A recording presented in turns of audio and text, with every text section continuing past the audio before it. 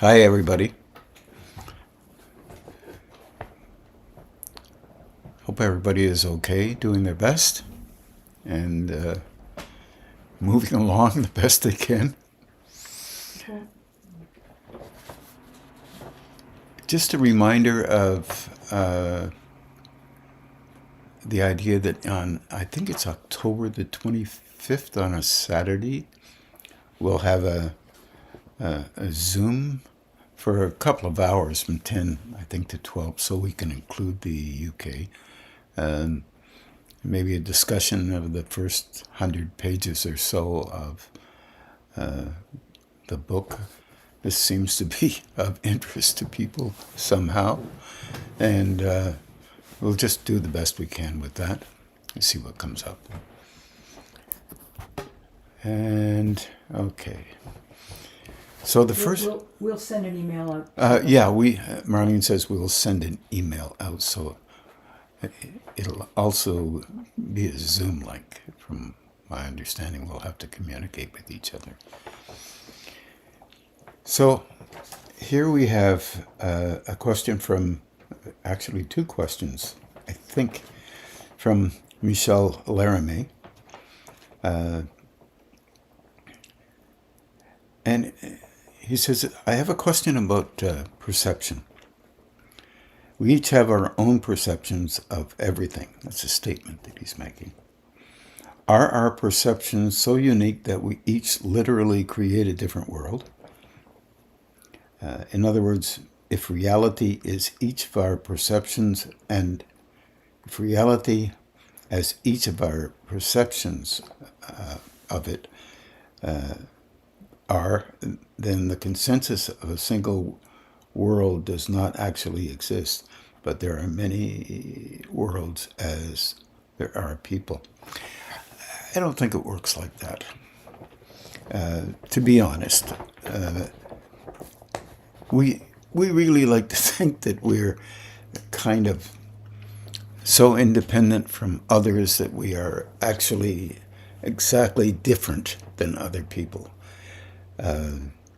Our view on this is kind of close to the chest.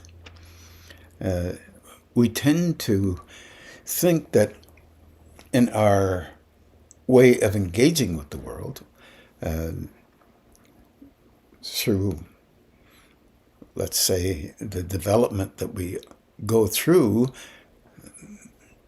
to engage with a thing that we call personality. This personality is cultivated, literally, by our experience and our reactions to it. You have a family of 4 or 5 people. All of those 3 or 4 children grew up quite differently to each other because they pick a place within the family circle that it's not quite exactly the same as a brother or a sister might pick. We pick those places and see our lives and cultivate our personalities from different perspectives. Yes, we copy from our parental background. Who actually copied from theirs? Who copied from theirs? Who copied from theirs? Who copied from theirs? Semi-rhythmic way, if you're looking at children being born every 20 to 25 years, a little longer these days. But children doing exactly the same thing, but coming up with different perspectives. That's a complex thing in itself, because it seems to be, from some people's point of view, and I happen to think it has a relative possibility of being kind of true in a bigger way. Other lives have affected us. I'll give you an example. If you're really a very caring person, inside, for having a number of lives, caring in some manner for others as well as yourself, and you're brought up in a family background that seems to be less caring, then it ends up that you are more protective and you're sensitized in two different manners. One manner, you're still a caring being inside. Another manner is that your natural reflex will be sensitized to your parental background not really loving you in a loving manner, but in a different manner, a manner that relates to their upbringing and their thinking. They're caring for you in some manner that relates to how they think. Not only that you should be cared for, but that you should be looked after because they were looked after that way too. Unfortunately, they may not have a clue about how they're doing that. And they likely don't. Because understanding the internal self and why you act one way or engage this way or that way is not understood by an individual, and I don't care who that individual is.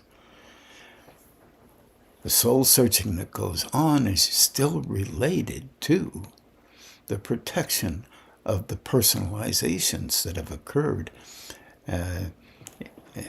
almost like shields that protect the way you need to be the person that you have considered creatively to need to be, whatever that means. Everyone does a very similar thing from another perspective or just a different perspective. If you look at it from a very narrow way, if you broaden out that way, you have millions of people who are similar to you, whether you like it or not. But your ego, or the protective images that you have, or the images that you believe you have, they are, let's say, they need protection from your perspective, for anyone's perspective, because if you were, let's say, elevating that importance that you have, whatever it may be, in 1,000 small things, you also have places where inside you don't think that you're doing the right thing or the wrong thing. At least hopefully you don't, because we're not perfect. And we are constructed based on our venues, our ways of engaging. And this is all comes together when you are perceiving things. You affect your view of things and then consider that view to be valuable. We all have these kinds of things. Not very different, but what you come up with may be different. But those millions who are similar kinds of backgrounds that you have don't realize what they're doing any more than us realizing what we do. It seems like that's a real downer to talk like that. It's not. As we begin to grow, we begin to notice a few things that encourages us. And we might need that encouragement if we haven't created enough other methods of encouragement from ourselves to ourselves. That means that we're more valued than some. We have our ideas are more valuable than other people's ideas. Or our position and place in life is very valuable and we're superior because of it. Or inferior because of it. These are just images. And unfortunately, sometimes there's really harshness that goes on there. Sometimes harshness against ourselves, but other times it's against others. Meaning, how do I put my head around this and come out still being more important than somebody else or other people? In fact, it's a real dilemma. But as we are growing, we begin to realize and see some of the similarities that are out there, as opposed to individual worlds are better than our world, or our world is better than other people's world. Well, the obvious thing is in that, well, if people are a little better off, and that's your way of assessing things, then you'll say, well, you're better off than somebody else. And therefore you're superior to them. Whether you think or say that out loud, it still affects you. And you cannot allow yourself to think like that, depending on the kind of person you are. Because that would mean that you are putting down other people if you happen to be trying to be a good person. It's a complicated thing. And it's not negative. These are the things that we do here. Check them out, and if you find some things that you're not happy with, or a lot of things you are, watch how you engage and how you recognize and position yourself. It'll give you an idea about how other people do the same thing. How do you improve your perceptions? I think all through history, people have tried to talk a little bit about this. Certainly the Greeks did, certainly Christianity did, Hinduism did, Buddhism, Taoism. Everyone is trying to talk about it, and everyone knows how difficult it can be to come up with something that isn't just talk. That's the problem. But the secondary problem is, even if you do, you still have to face a world that sometimes is not very comfortable. None of us find that a very wonderful thing. But we attempt to do the best you can. But perceptions are interesting. You can have 4 people or 5 or 10 people in a room discussing something. And each one of them will compete with each other for having the best idea out there. It's what we do to create a face, often called personality, that needs to be valued by others. And in fact, there's very little observation of the self that goes on individually during that time, unless you're willing to allow yourself to understand things from a different perspective, even if it doesn't make any sense to you. You're trying to figure out how other people think. Then that will lead you to a very shocking thing. It will lead you to attempting to figure out why you think the way you do. Unfortunately, thinking is a complication. Our movement towards thought is often reflexive based on an emotional reaction that occurs in a situation, in any given situation. We're not taught to hold back so that we can try to understand first if we really believe what we're actually thinking. Because it's a very difficult process to be involved with. And it is an interesting dilemma because it relates to a deeper level of perception, which doesn't include negating you, but it doesn't include elevating you. It includes, wow, maybe I think this way because everyone else does. Even though you might not want to see it, you do that. And it is part of the engagement that we have with our species. You can think about this idea. If you are a part of our large body of beings, if you can consider energetic responses, energy of others affecting you. Well, if you can't think that way, then you use a different logic. You use the logic of self-protection. That's the nature of what we do here. But if you can think that way, then what you begin to come up with as a premise, initially,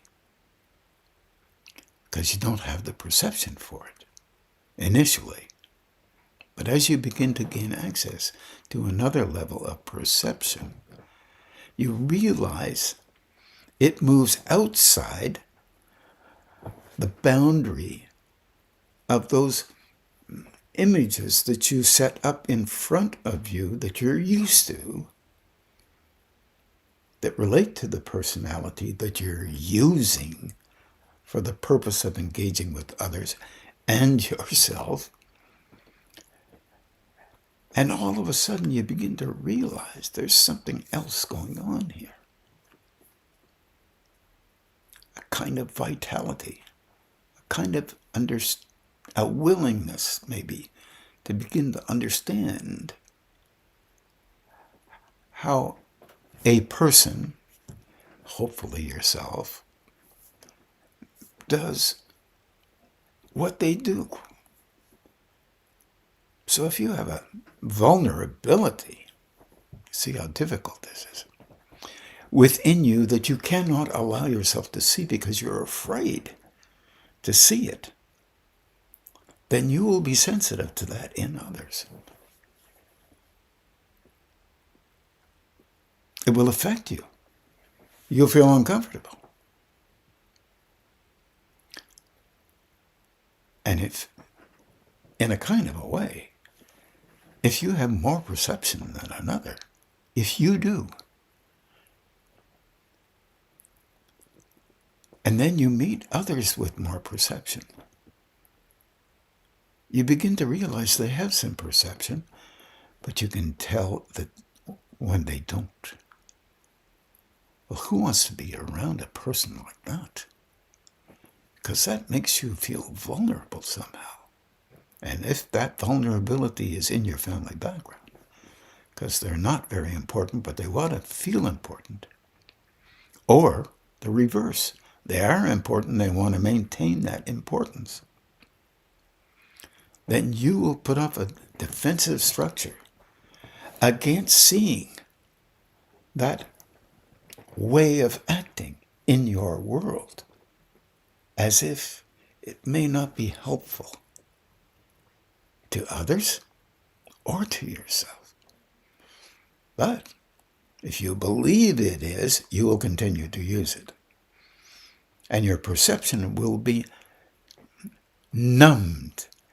N-U-M, not dumbed, numbed. So you cannot perceive those things. We all have those kinds of things within us.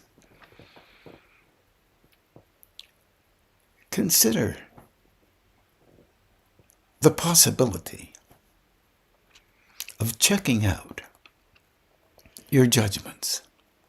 I know you'll believe, like all of us have done, that anything that you judge to be this way or that way, your perception or perspective is better than others who don't agree with you. These are just other options. The common bond with that is that people believe that they're more right than others. How you act is more helpful, well, maybe to you, but not necessarily to others. This doesn't devalue any of us. This is something that we do without knowing we're doing it because we need the reinforcement within us to comfort ourselves. More perception in a deeper level begins to show that within you, about you, not only about others. Suddenly you're beginning to understand that others are acting like you act in a different way, but they're still moving to a point where each moment of their expression in life with others or with themselves is based on something that relates to the need to be of value somehow. Later, with more perception, you touch a deeper level of vulnerability where you realize no one is perfect. Even when they attempt to be, they recognize it if it is a protection of you, of anyone, that protection is holding you from seeing deeper into a place where you understand you better versus judging you better. The personality shields that we have, or placements that we have, in the nature of how we function on these planes, that form is a protective system which is necessary on these planes. When you can see deeper, you can understand that you are geared for these planes and you are part of a species that is geared in that manner. Any change in that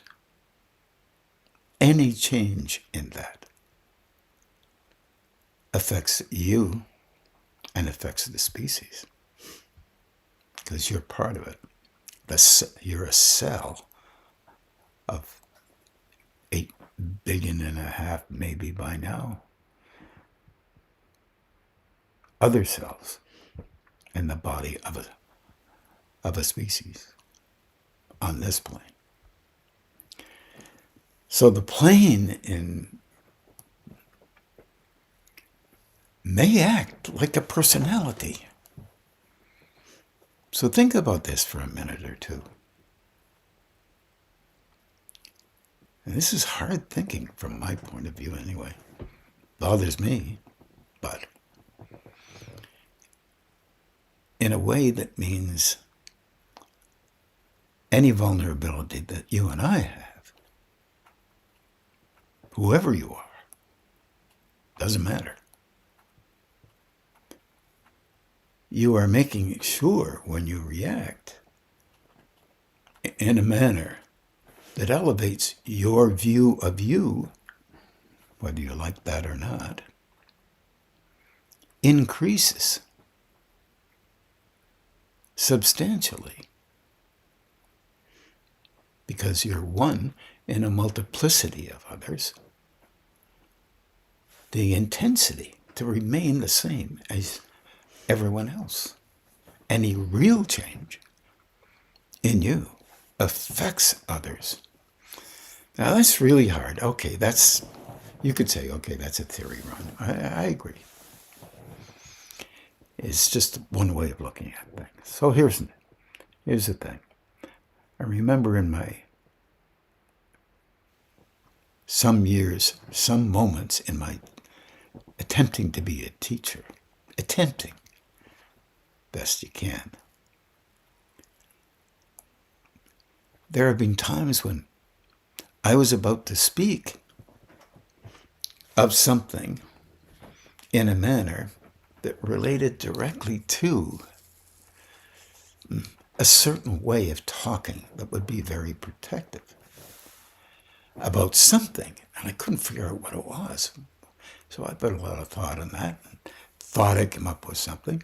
I think I did a little bit over time. But in this one night in particular, I'm about to do the same thing as I would have almost done before. And I noticed it. And suddenly in my mind, there was a different way of looking at it, or a different approach. So I expressed that approach.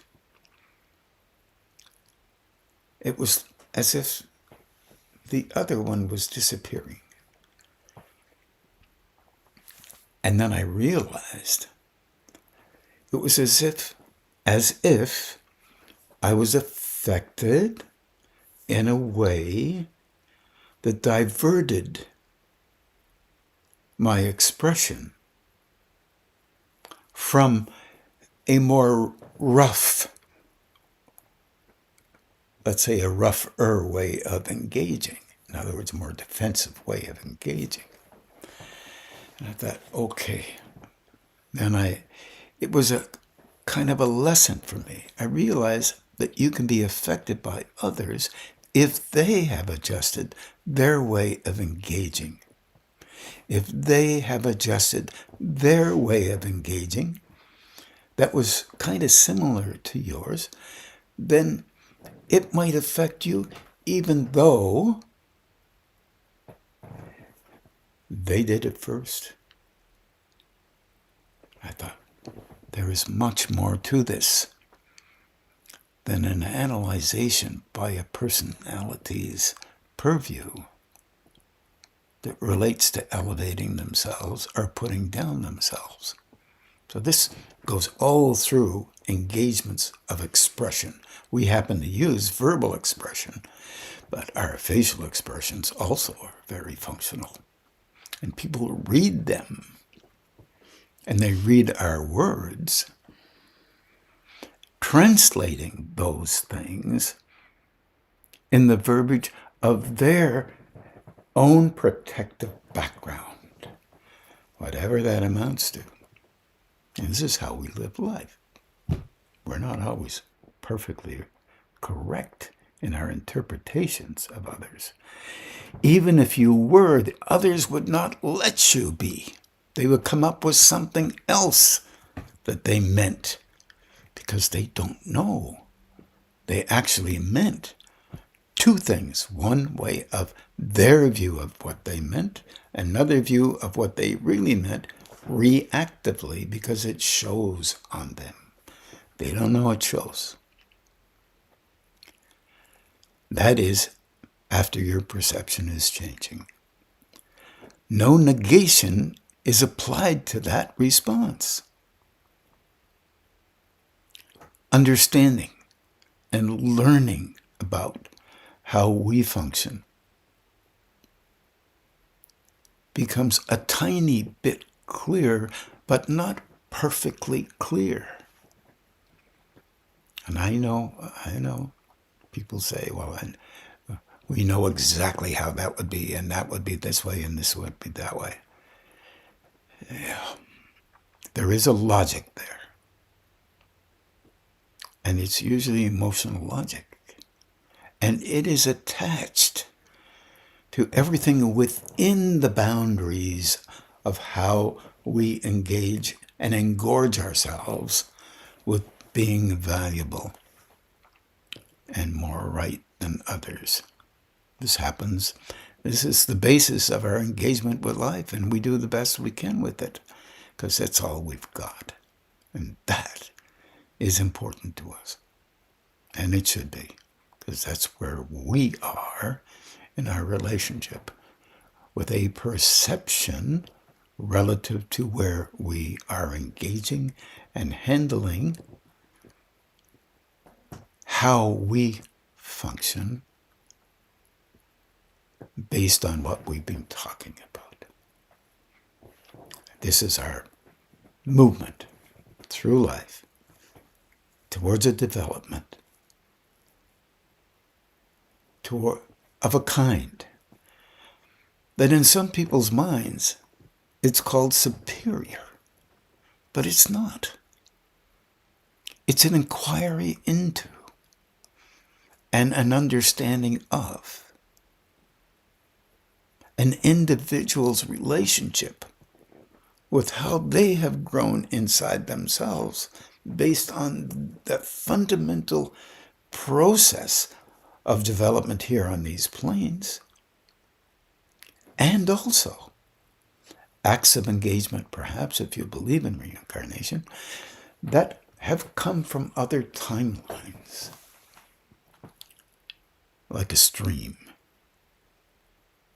still in flow and in movement towards beginning to understand deeper than we could before. Through our experience,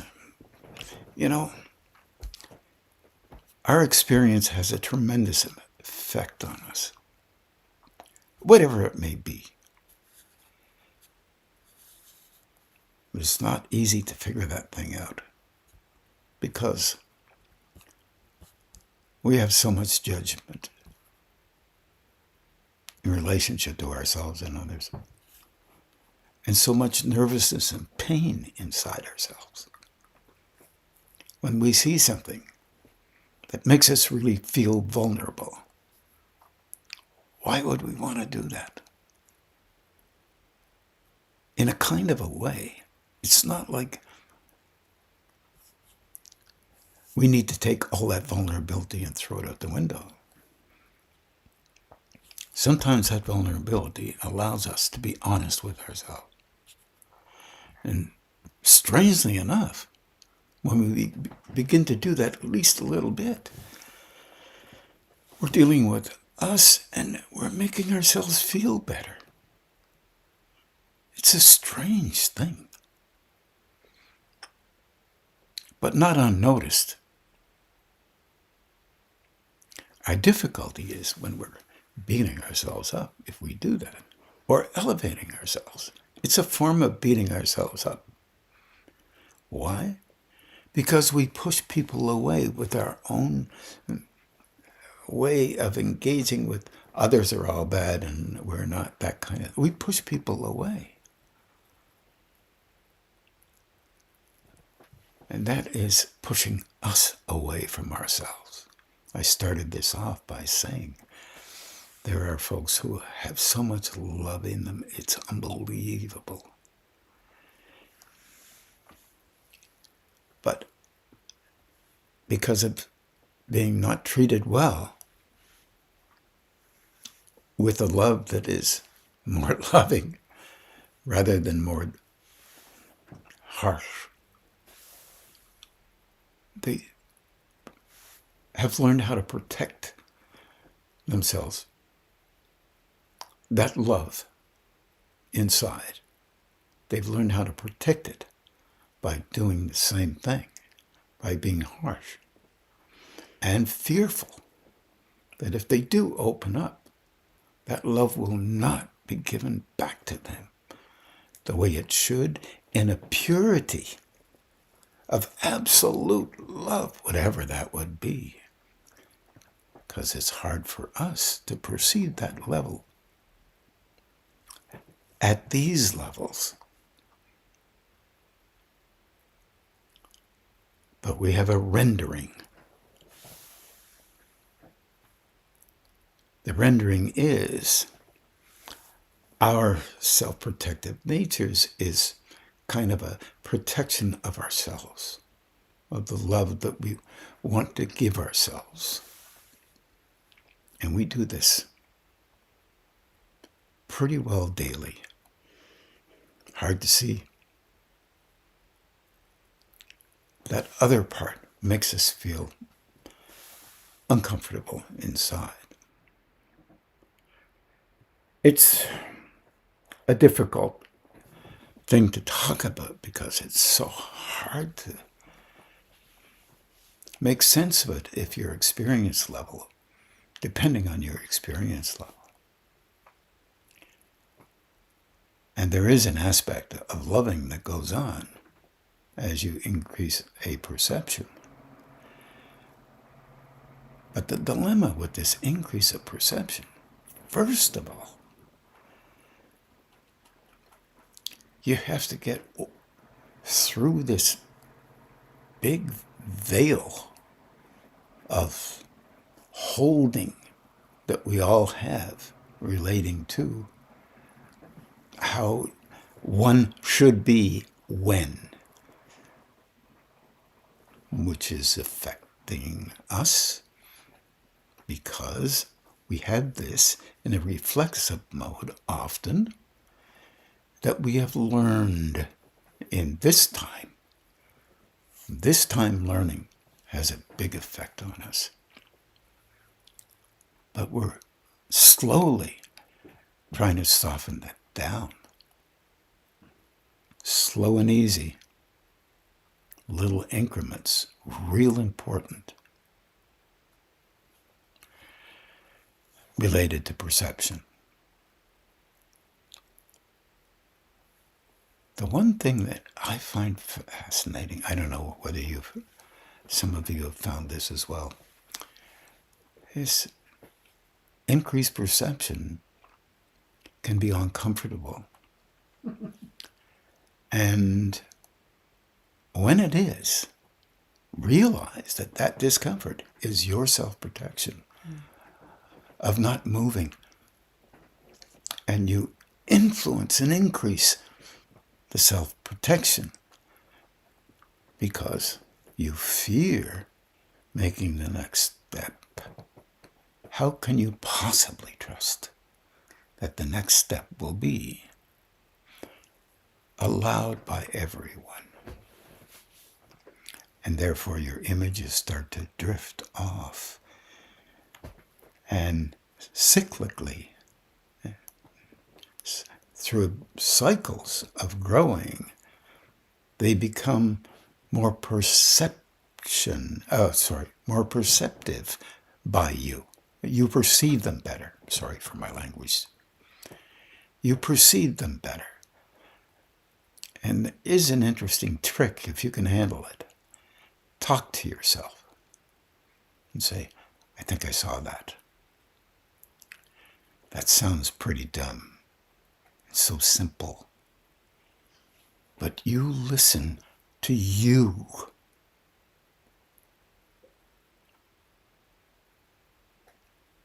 You listen to you. But you don't hear you. You hear, this is the way it should be to maintain how I am functioning. It's not a negative thing. It's how we do these movements on a daily basis. It's called living our version of what life should be like. And slowly you begin to understand everyone else is doing the same thing. And that leads to a relative understanding of what compassion may be. And there is an act of love in that, germinating a different definition of loving and a different inner response to it and a different way of showing it that can cultivate. But all the way along, you will truly defend the apple of your eye, the method that you've already got. And you cannot hide that from another state or a growing state. You cannot hide it from yourself. Because eventually, those places within yourself that are hurting are telling you okay, there is something there you're missing. And you will quickly define that. And your definitions are in a process of development. Imperfect. None of us get them right, so-called. But they continue to grow. So that's a response to this question.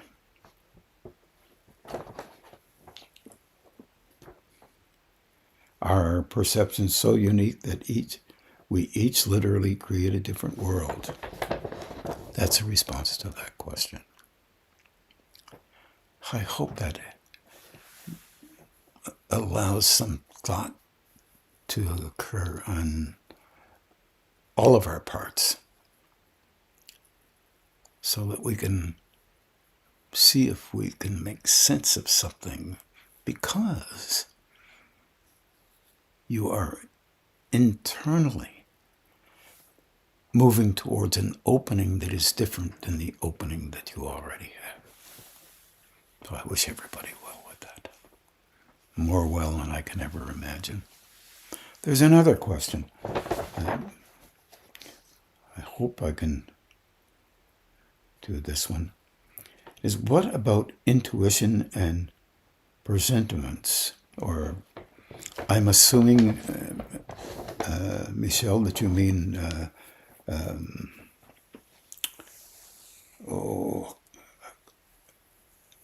something similar to intuition,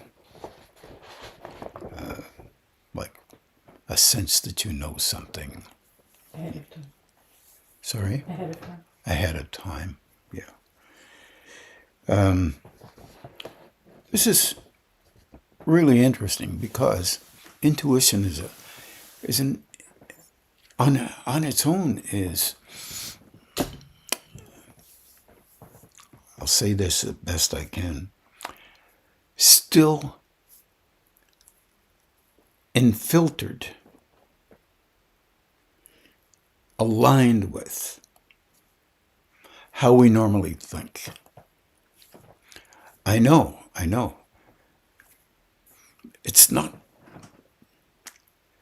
a definition that's supposed to be,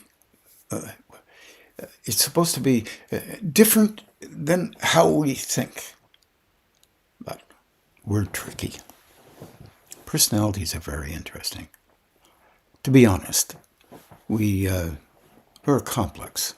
I know I said that before.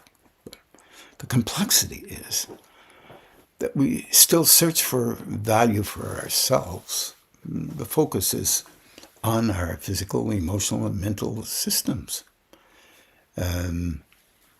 And we hope that we're doing as well as we can and will continue to do so. Fine. The difficulty and the problem is that the notions that we have are very, and I think I said this before, very reflexive.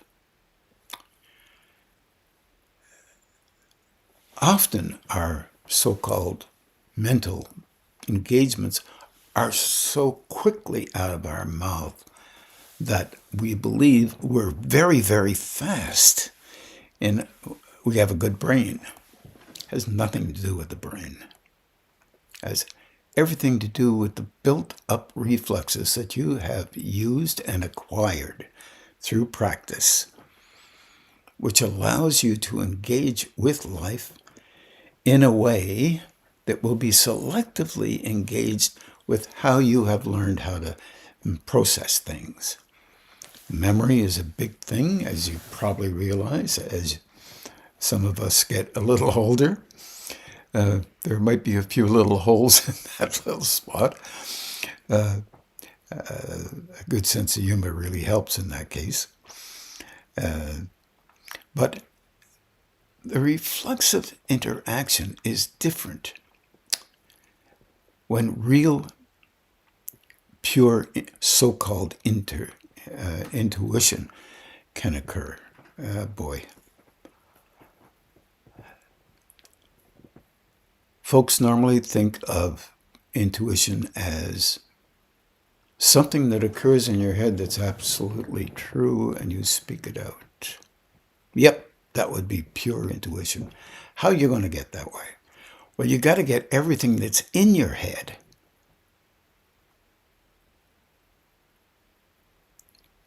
not to interfere with something that might come in and not necessarily agree with you.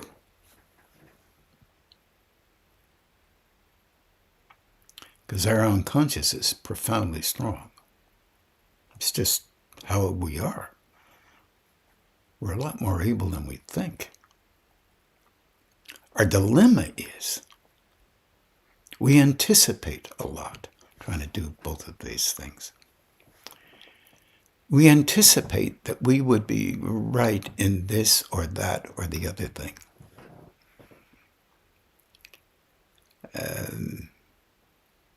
It's like it comes from nowhere, out of nowhere. Yeah, that can happen. That can be the unconscious. No doubt about it. Some realms of psychology talk at great length. Carl Jung talks about these things at great length. But once again, he talks through his tongue, his mouth, his brain, his anticipations, his hope to be helpful in a way that relates to psychology. And that is a form that is considered to be somewhat of value to us. And over years, we get to create a shield, like our personalities, as if there is nothing else other than what you have studied and learned. This holds people in positions, same as our personalities, about a concept that is fairly well thought out from different points of view, and over time start to take a shape of some kind, because there are many perspectives.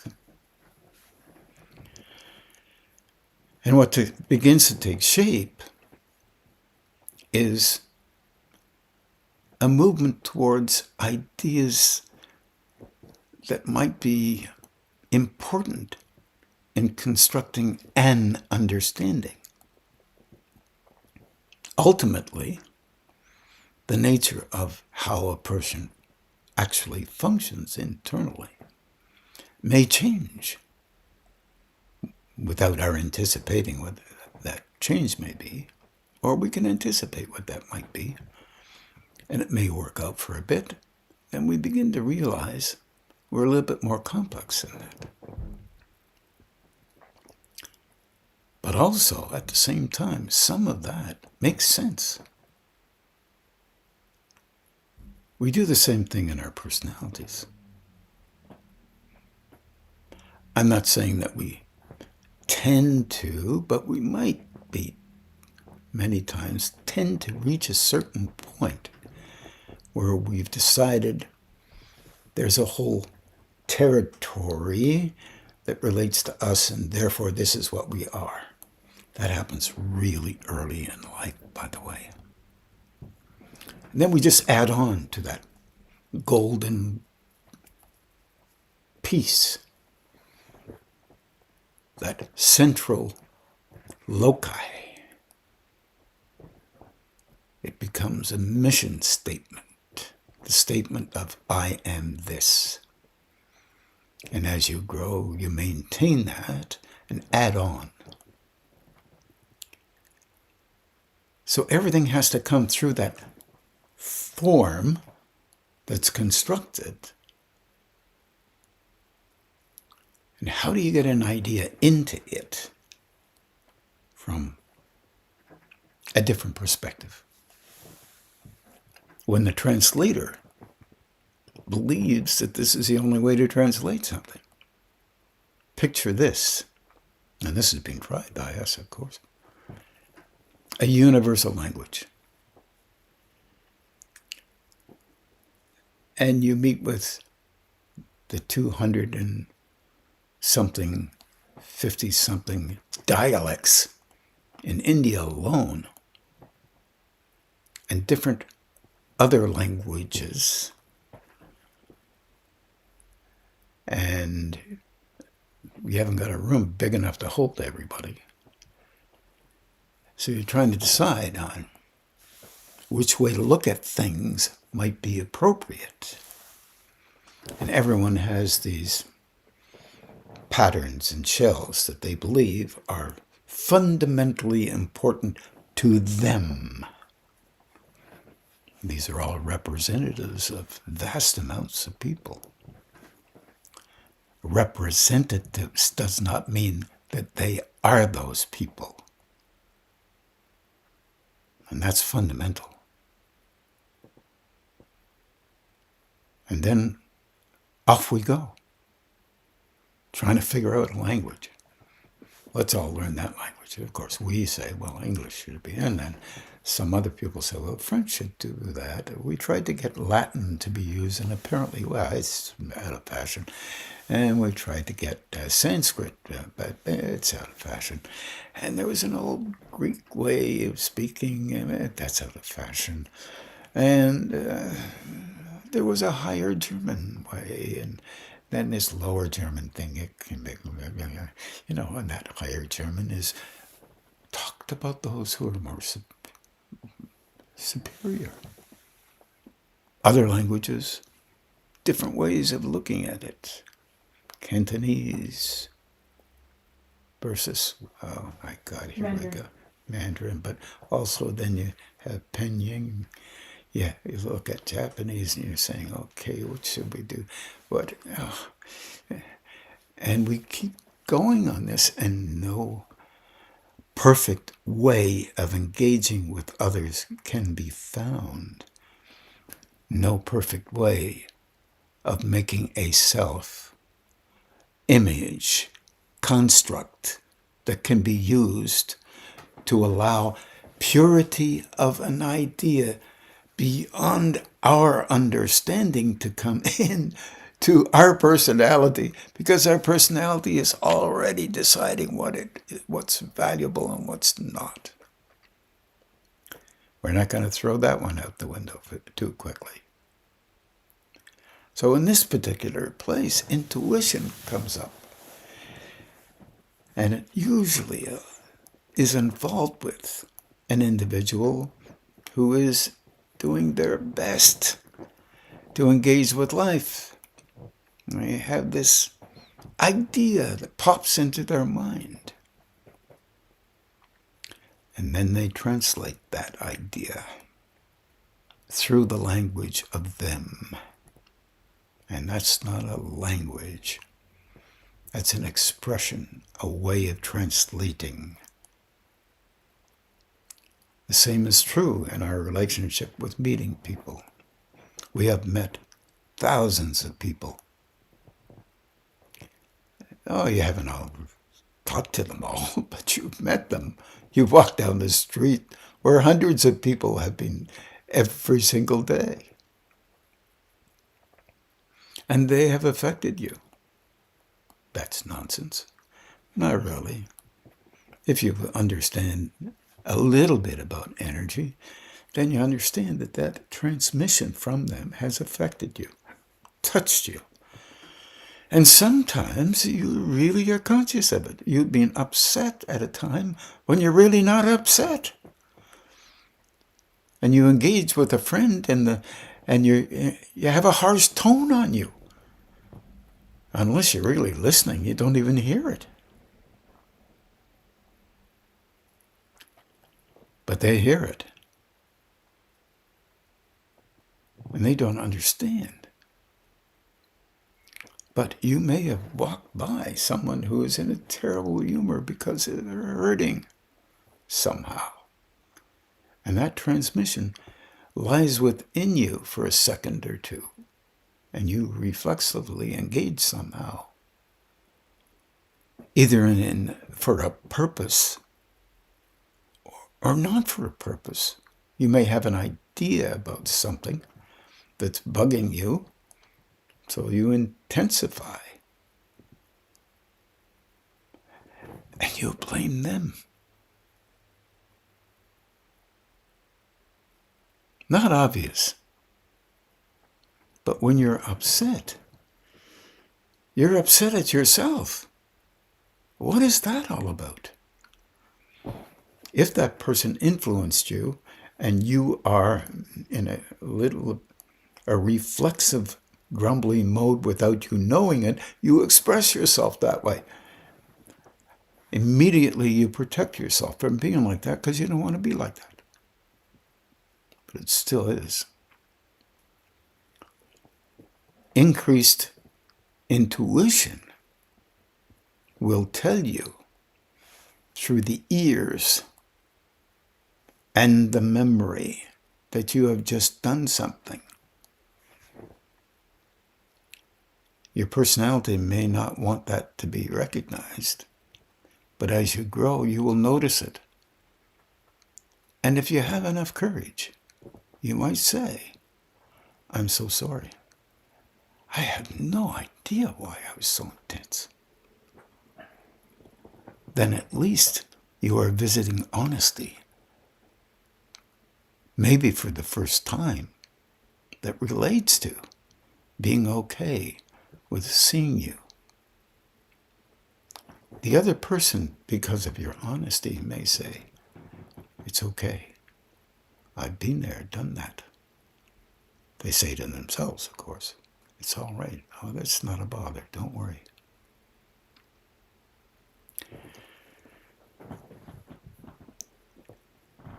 In my understanding, and I could be wrong on this, but this isn't just this idea. In my understanding, I think that intuition, or a sense of not only foreboding, but the hope for a positive engagement in our world, can be helpful to you in relationship to allowing yourself to recognize certain things that are fundamental, whatever they may be to you. That the more you associate with doom and gloom, the more you become gloomy and doomish. The more you associate with attempting to understand that if something big happens in our world, there's absolutely nothing you can do about it. You're a part of the world. That's not negative. That's understanding. And looking at the world and trying to understand, and ourselves for that matter, and trying to understand that at some levels we're not in charge. Like it or don't like it. And that's normally the way it is. Always has been that way. And one fundamental thing, it's so funny. Well, it's not that funny, actually. I remember when I was a kid, I thought, what would happen if my parents were in charge of the world? How would the world shape up? And then I said, oh my God, I'm their kid. What would happen if I was in charge of the world? Oh my God, that would be a mess. Everybody, when I was unhappy, everybody would be unhappy.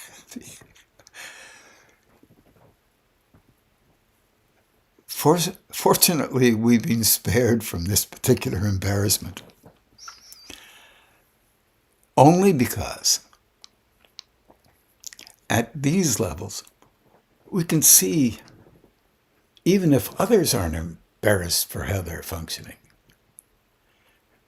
we might be willing to allow ourselves to be embarrassed if we were them. So maybe that could help us to recognize that sometimes it's really hard to see how we interact and act in our world. Then wonder whether it might be the same for them.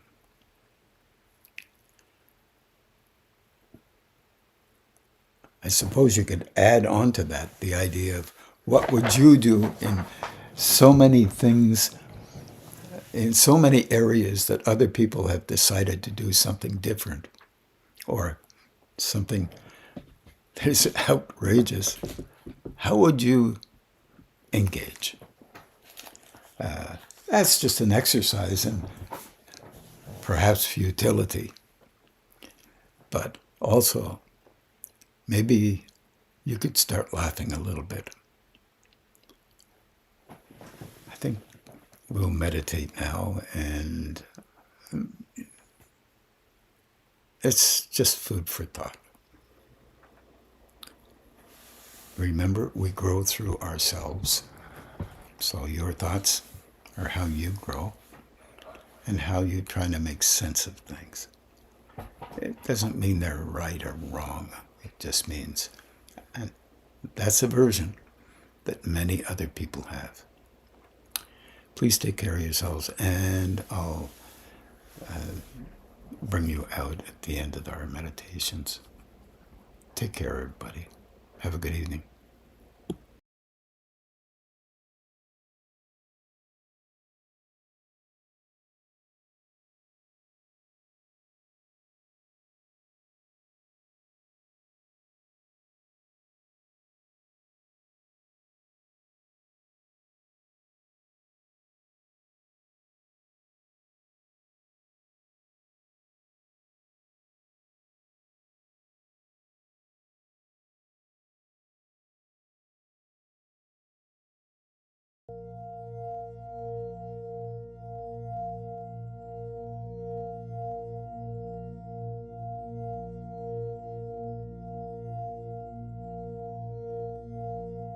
Ma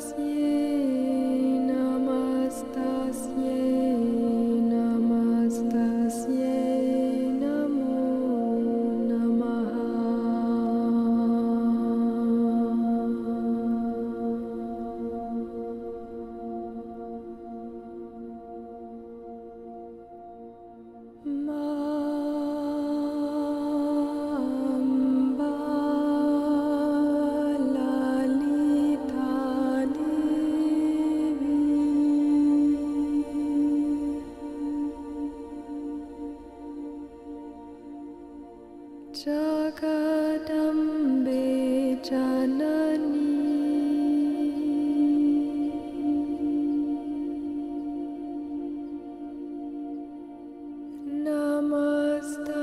Namastasye Namastasye Namastasye Namo Namaha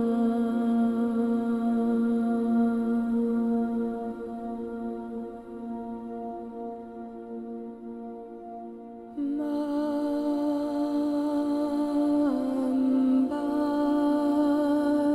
Lalita Devi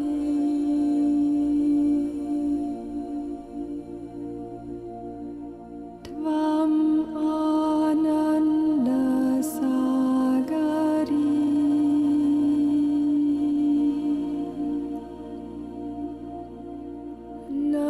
Namastasye Namastasye Namastasye Namo Namaha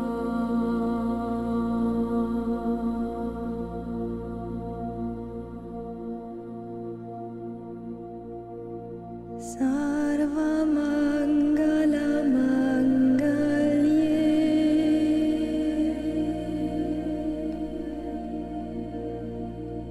Shive Sarvartha Sadhike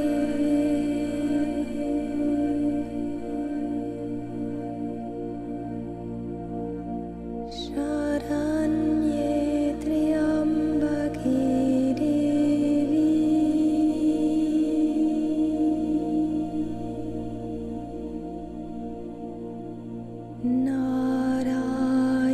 Narayani Namostute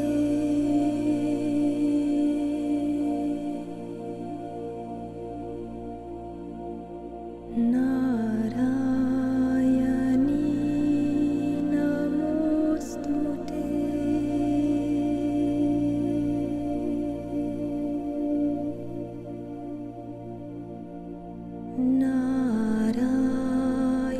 Narayani Namostute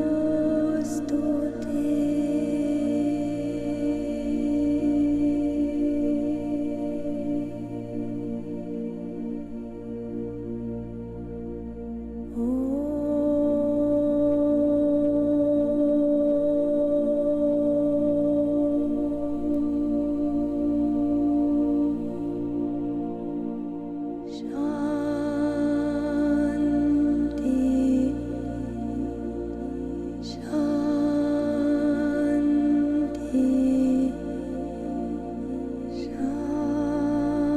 Shanti